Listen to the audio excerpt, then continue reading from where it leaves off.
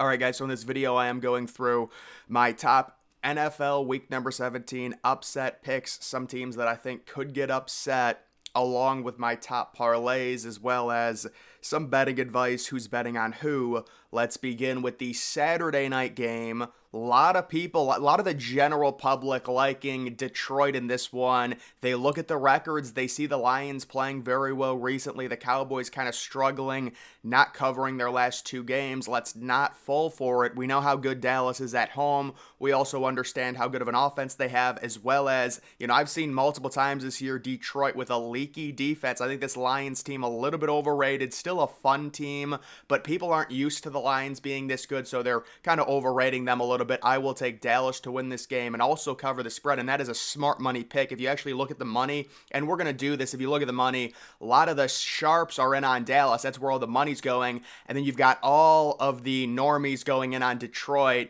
placing $100 bets on them. I will take Dallas to win this game by over 6.5 there. Moving on to the 1 o'clock window. This game really should have been flexed to at least 425. It is Baltimore taking on Miami. Possible one-seed implications here with a bye week on the line. Both of these teams, the top two seeds in the AFC. Kind of an NPC pick here, going with Baltimore winning by 3. I don't have a great gauge on this game. I've kind of struggled with Baltimore this year, picking with them and against them, especially the last 2 weeks. I thought they were going to lose, and they end up winning, but I will take Baltimore to win this game by 3. I would say maybe do a money line parlay on Baltimore, but I don't think it's worth it.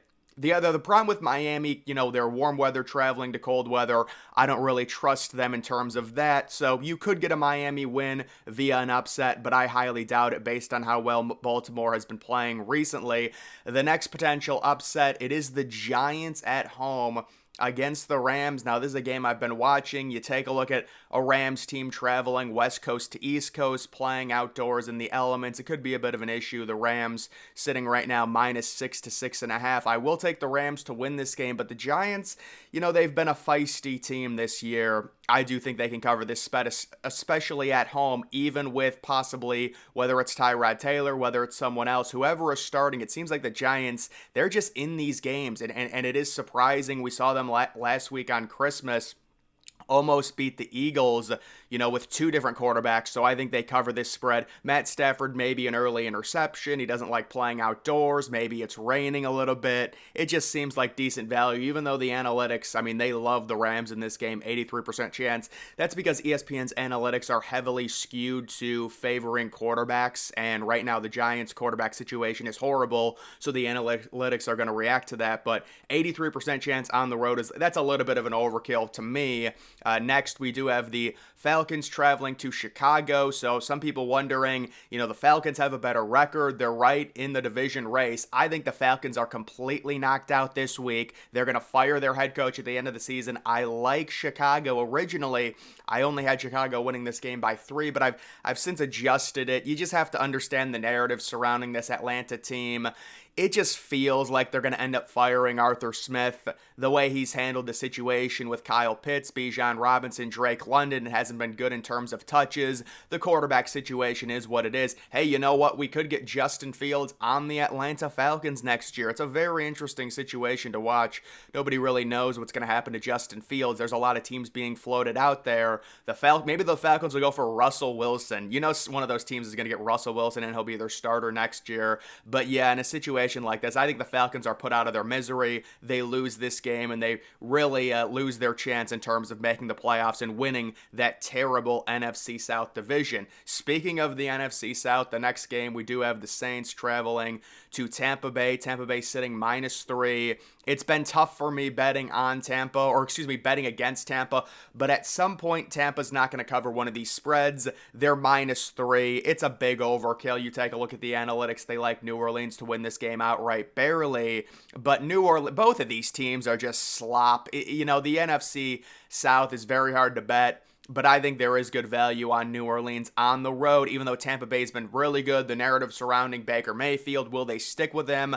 Listen, I don't hate Baker Mayfield, but the idea that he's the second coming because they're an 8-7 team, I mean, let's just calm down. Look, the Buccaneers, they've had an okay season. Let's be honest, they've benefited from a horrible division. It is what it is. If they were in any other division, actually, maybe if they were in the AFC South, they would have a chance because the AFC South is also has a couple teams that are 8-7. But I do think that division's slightly better than this one. Either way, I will take I will take New Orleans. And then moving on to my top parlays here. So I think there's 2 or 3 of them. There's only 2 of them. So the first one, it is Dallas on the money line. Oh, this is a virtual lock parlay in my opinion. I don't see any way Dallas loses, especially the way they've been playing recently. They're due for a bounce back win at home. And it's such a great matchup. Dak Prescott at home going up against a suspect Detroit defense. Philadelphia on the money line against Arizona. Very obvious win you would expect from Philadelphia. I think they'll easily cover a 12.5 point spread or whatever it is and win that game probably by 20. The Browns money line versus the Jets. The Browns at this point playing very well at home. Thursday night game, minus 360. Very surprising if they lose that game. The Jets quarterback situation is horrible. And then the Jaguars on the money line versus the Panthers. Jaguars not playing well recently, but I think they bounce back. This is a huge game for them considering they can still win that bad division. They win and you get a minus 280. So all of those teams, honestly, I would be very surprised if any of those teams lost. It is the NFL. It might happen, but that does get you a plus 182 there in terms of that just money line parlay, not worrying about the point spreads. And then the other one, it is the 49ers minus the 12.5 on the road at Washington. Kind of a little annoying, you could say, but the Commanders at this point, what is with their quarterback situation? I mean, Sam Howell, week 7, week 8, people were talking about him being their franchise QB.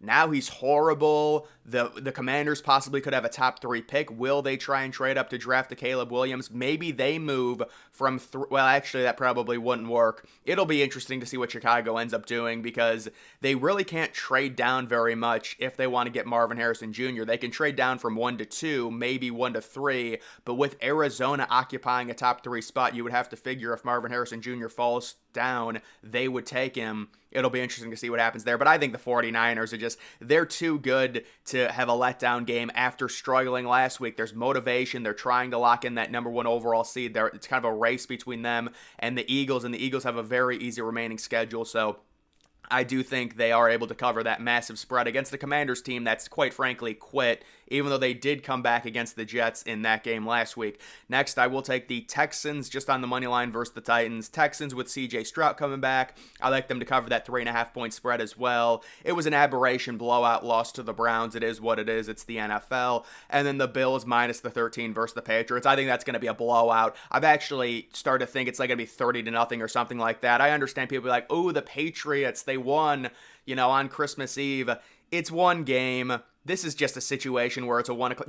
This is one of those 1 o'clock games that's just going to be an annihilation. The Bills are just so much better. They're playing for a wild card spot right now. I think they crush the Patriots. And then moving on to where all the money is going, you can see the Browns-Jets Thursday night game very even. Cleveland sitting minus 7.5. That line moved a little bit in the Browns' favor. A lot of people in on the under. I would stay away from that game outside of Browns' money line. Possibly also go I don't know. Normally, Browns games seem to be higher scoring recently. Next, it is Detroit-Dallas. You can see this. Take a look at this. The overall cash, 82% on Dallas, but the tickets only 57%.